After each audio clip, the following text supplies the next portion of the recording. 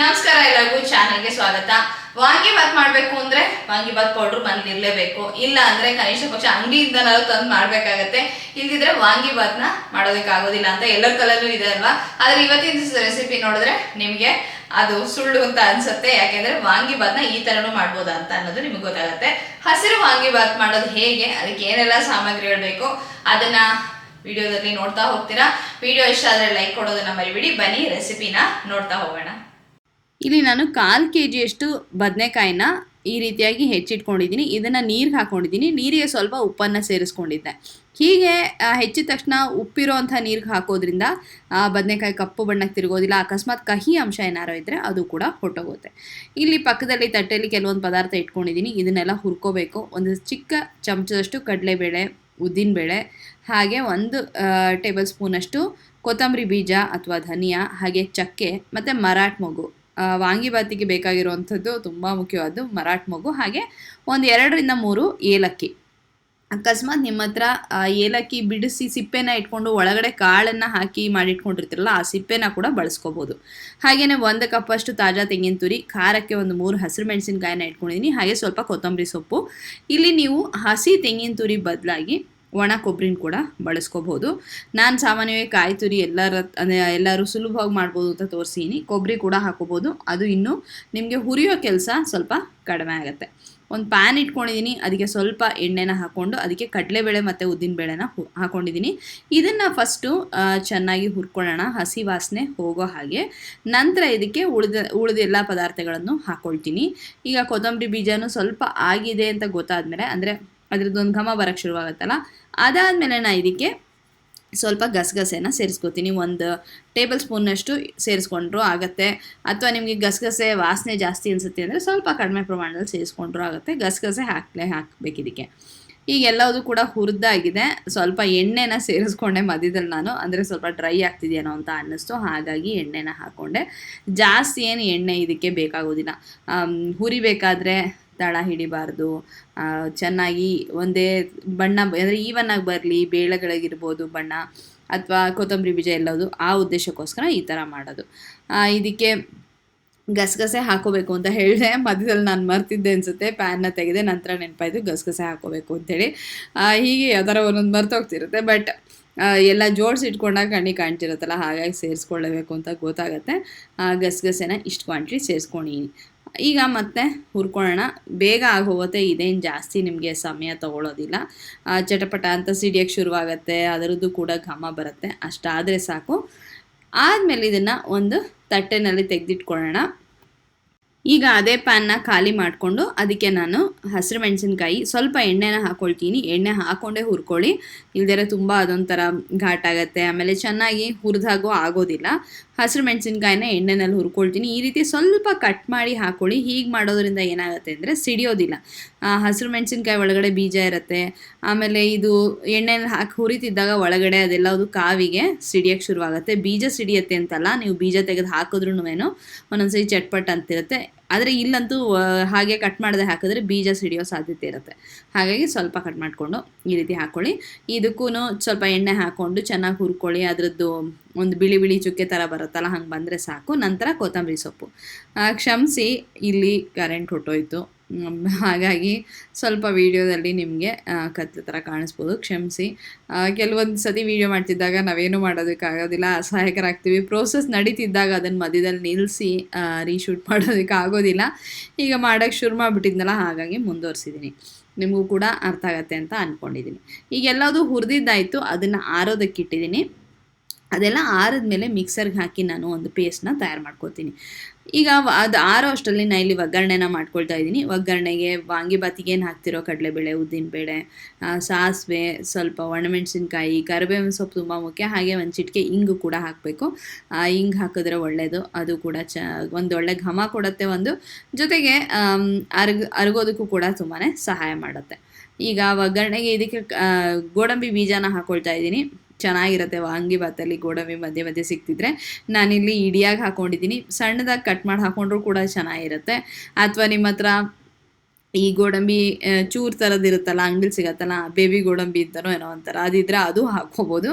ಏನಂದರೆ ಕಣ್ಣಿಗೆ ಕಾಣೋದಿಲ್ಲ ಅಷ್ಟೇ. ಈಗ ಒಗ್ಗರಣೆಗೆ ನಾನು ಹೆಚ್ಚಿಟ್ಟಂತಹ ಏನು ಬದನೆಕಾಯಿ ಇತ್ತಲ್ಲ ಅದು ನೀರನ್ನೆಲ್ಲ ಬಸ್ದುಬಿಟ್ಟು ಕ್ಲೀನಾಗಿ ಇನ್ನೊಂದ್ಸತಿ ತೊಳ್ಕೊಂಡು ನಾನು ಈಗ ಹಾಕೋತಾ ಇದ್ದೀನಿ. ನೋಡಿ ಬದನೆಕಾಯಿ ಚೂರು ಕಪ್ಪಾಗಿಲ್ಲ, ಹೆಚ್ಚಿಟ್ಟು ಸಾಕಷ್ಟು ಸಮಯನೇ ಆಗಿದೆ. ಈಗ ಇದನ್ನು ಒಗ್ಗರಣೆಯಲ್ಲಿ ಚೆನ್ನಾಗಿ ಹುರ್ಕೋಬೇಕು.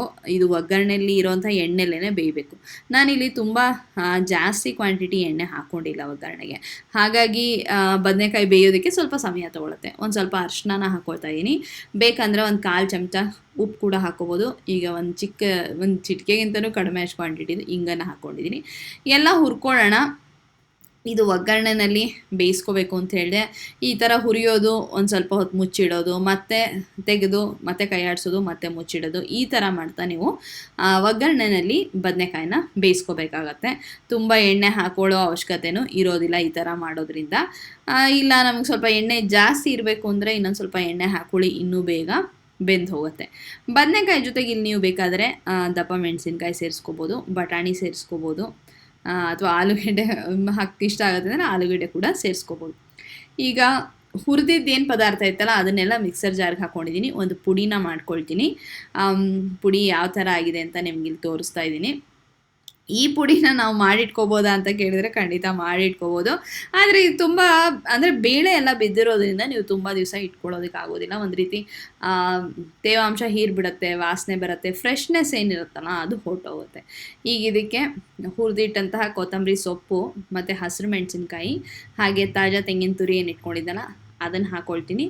ನೀವು ಇಲ್ಲಿ ಒಣ ಕೊಬ್ಬರಿ ಹಾಕೋತೀರಾ ಅಂದರೆ ಏನು ನೀರು ಹಾಕ್ಕೊಳ್ಳದೆ ಹಾಗೆ ರುಬ್ಕೊಂಡು ಸ್ವಲ್ಪ ಡ್ರೈ ಆಗಿರೋವಂಥ ಮಸಾಲೆನೇ ತಯಾರು ಮಾಡ್ಕೋಬೋದು. ಆದರೆ ಇಲ್ಲಿ ನಾನು ತೆಂಗಿನ ತುರಿ ಹಾಕಿರೋದ್ರಿಂದ ಸ್ವಲ್ಪ ಚೆನ್ನಾಗಿ ನುಣ್ಣಗಾಗಲಿ ಅಂಥೇಳಿ ಸ್ವಲ್ಪ ನೀರನ್ನು ಹಾಕ್ಕೊಂಡಿದ್ದೀನಿ. ನೀರು ಎಷ್ಟು ಕಡಿಮೆ ಹಾಕ್ಕೊಂಡಷ್ಟು ಒಳ್ಳೆಯದು. ಯಾಕೆಂದರೆ ಈ ಮಸಾಲೆ ರುಬ್ಕೊಂಡಿದ್ದನ್ನು ನಾವು ಬದನೆಕಾಯಿ ಜೊತೆಗೆ ಸೇರಿಸ್ಕೊಂಡು ಹುರಿಬೇಕಾಗತ್ತೆ. ನೀವು ನೀರು ಅಕಸ್ಮಾತ್ ಜಾಸ್ತಿ ಹಾಕ್ಕೊಂಡ್ರೆ ತುಂಬ ಹೊತ್ತು ಹುರಿತಾ ಇರಬೇಕಾಗತ್ತೆ. ಅದೊಂದು ಸ್ವಲ್ಪ ಕೆಲಸ ನಿಮಗೆ ಜಾಸ್ತಿ ಆಗ್ಬೋದು. ಹಾಗಾಗಿ ಸ್ವಲ್ಪ ನೀರು ಕಡಿಮೆ ಹಾಕ್ಕೊಂಡೆ ರುಬ್ಕೊಳ್ಳೋದಕ್ಕೆ ಪ್ರಯತ್ನ ಪಡಿ. ಈ ರೀತಿಯಾಗಿ ಮಸಾಲೆ ತಯಾರಾಗಿದೆ. ಇದನ್ನು ನಾನು ಬದನೆಕಾಯಿ ಬೆಂದು ಹೋಗಿದೆ ನಮ್ಮದು. ಒಗ್ಗರಣೆನಲ್ಲೇ ಚೆನ್ನಾಗಿ ಹುರಿದು ಬೇಯಿಸ್ಕೊಂಡು ನಾನು ಆಗಲೇ ಹೇಳಿದ್ನಲ್ಲ ಯಾವ ರೀತಿ ಬೇಯಿಸ್ಕೋಬೇಕು ಅಂತ. ಮುಚ್ಚಿಡೋದು, ಮಧ್ಯದಲ್ಲಿ ತೆಗೆದು ಹುರಿಯೋದು, ಮತ್ತೆ ಮುಚ್ಚಿಡೋದು, ಈ ಥರ ಮಾಡಿಕೊಂಡು ನೀವು ಒಗ್ಗರಣೆಯಲ್ಲಿ ಬೇಯಿಸ್ಕೋಬೋದು. ಸ್ವಲ್ಪ ಕಡಿಮೆ ಎಣ್ಣೆಯಲ್ಲೂ ಕೂಡ ಸುಲಭವಾಗಿ ಆಗುತ್ತೆ. ಈಗ ಹಸಿ ತೆಂಗಿನ ತುರಿದೆಲ್ಲ ಅದೆಲ್ಲ ಏನು ಹಸಿ ಇದೆಯಲ್ಲ ಅದೆಲ್ಲ ಹೋಗೋವರೆಗೂ ನಿಧಾನಕ್ಕೆ ಹುರ್ಕೋಬೇಕು. ನಾನು ನಿಮಗೆ ತೋರಿಸ್ತೀನಿ. ಇಲ್ಲಿ ನಾನು ಮೊದಲೇ ಹೇಳೇ ನೀರು ಕಡಿಮೆ ಹಾಕ್ಕೋಬೇಕು ಅಂಥೇಳಿ. ಅಕಸ್ಮಾತ್ ನೀರು ಜಾಸ್ತಿ ಆದರೆ ಸ್ವಲ್ಪ ಜಾಸ್ತಿ ಹೊತ್ತು ಹುರ್ಕೋಬೇಕು. ಎಲ್ಲ ಚೆನ್ನಾಗಿ ಹುರಿದಾದ್ಮೇಲೆ ಬಾಣಲೆ ಎಲ್ಲ ನೀಟಾಗಿ ಬಿಟ್ಕೊಂಡು ಬಂದಿದೆ. ಅದು ಹಸಿ ಏನಿರುತ್ತಲ್ಲ ತೆಂಗಿನ ತುರಿ ಘಮ ಅದೆಲ್ಲ ಹೊಟ್ಟೋಗಿದೆ. ಆ ವಾಸನೆ ಹೊಟ್ಟೋದ್ಮೇಲೆ ಒಂದೊಳ್ಳೆ ಹುರಿದಾಗ ಬರುತ್ತಲ್ಲ ಘಮ ಅದು ಬಂದಿತ್ತು. ಹಾಗಾದಮೇಲೆ ನಾನು ಇದನ್ನು ಮಿಶ್ರಣನ ಈ ರೀತಿಯಾಗಿ ಮಾಡಿಟ್ಕೊಂಡಂಥ ಅನ್ನದ ಮೇಲೆ ಹಾಕ್ಕೊಂಡಿದ್ದೀನಿ. ಅನ್ನನೂ ಅಷ್ಟೇ ಉದ್ರಾಗಿ ಮಾಡ್ಕೊಳ್ಳಿ, ತುಂಬ ಚೆನ್ನಾಗಾಗತ್ತೆ. ಈಗ ಎಲ್ಲದೂ ಕೂಡ ಸ್ವಲ್ಪ ಬಿಸಿಯಾಗೇ ಇದೆ, ಆದರೆ ನಾನು ವೀಡಿಯೋಗೋಸ್ಕರ ನಿಮಗಿಲ್ಲಿ ತಕ್ಷಣ ಕಲಿಸಿ ತೋರಿಸ್ತಾ ಇದ್ದೀನಿ. ನಿಂಬೆ ಹಣ್ಣನ್ನು ಹಿಂಡ್ಕೊಂಡಿದ್ದೀನಿ, ರುಚಿಗೆ ತಕ್ಕಷ್ಟು ಉಪ್ಪನ್ನು ಹಾಕ್ಕೊಂಡಿದ್ದೀನಿ. ಮುಂಚೆ ನಾನು ಯಾವ ಹಂತದಲ್ಲೂ ಉಪ್ಪನ್ನು ಇದಕ್ಕೆ ಸೇರಿಸ್ಕೊಂಡಿಲ್ಲ. ಈಗ ನಿಧಾನಕ್ಕೆ ಕಲಿಸ್ಕೋಬೇಕು. ನೀವು ಒಗ್ಗರಣೆಯಲ್ಲಿ ಬದನೆಕಾಯಿ ಮಸಾಲೆ ಎಲ್ಲ ಹುರಿದಿಟ್ಕೊಂಡಿದ್ರಲ್ಲ ಅದೆಲ್ಲ ಸ್ವಲ್ಪ ಆರಿದ್ಮೇಲೆ ಅನ್ನದ ಜೊತೆಗೆ ಸೇರಿಸಿ ಕಲಿಸ್ಕೊಂಡ್ರೆ ಇನ್ನೂ ಚೆನ್ನಾಗಿರುತ್ತೆ. ನನಗೆ ವೀಡಿಯೋದಲ್ಲಿ ತೋರಿಸ್ಬೇಕಾಗಿರೋದ್ರಿಂದ ನಾನು ಒಂದೇ ಸ್ಟ್ರೆಚ್ನಲ್ಲಿ ಎಲ್ಲದೂ ಕೂಡ ಮಾಡ್ಕೊಂಡು ಹೋಗ್ತಾ ಇದ್ದೀನಿ. ಅನ್ನ ಕೂಡ ಅಷ್ಟೇ ಚೆನ್ನಾಗಿ ಉದ್ರಾಗಿ ಮಾಡ್ಕೊಳ್ಳಿ. ಮಾಮೂಲಿ ಸೋನಾ ಮಸೂರಿ ಅಕ್ಕಿ, ಮನೇಲಿ ಊಟಕ್ಕೆ ಬಳಸೋ ಅಕ್ಕಿ ಏನಿರುತ್ತಲ್ಲ ಅದನ್ನೇ ಬಳಸಿ ಅನ್ನ ಮಾಡಿಕೊಂಡ್ರೆ ಆಗತ್ತೆ. ಈಗ ತಯಾರಾಗಿದೆ ಗ್ರೀನ್ ವಾಂಗಿಬಾತು, ಹಸಿರು ವಾಂಗಿಬಾತು. ತುಂಬ ಚೆನ್ನಾಗಿರುತ್ತೆ, ತುಂಬ ಫ್ಲೇವರ್ಫುಲ್ ಆಗಿರುತ್ತೆ.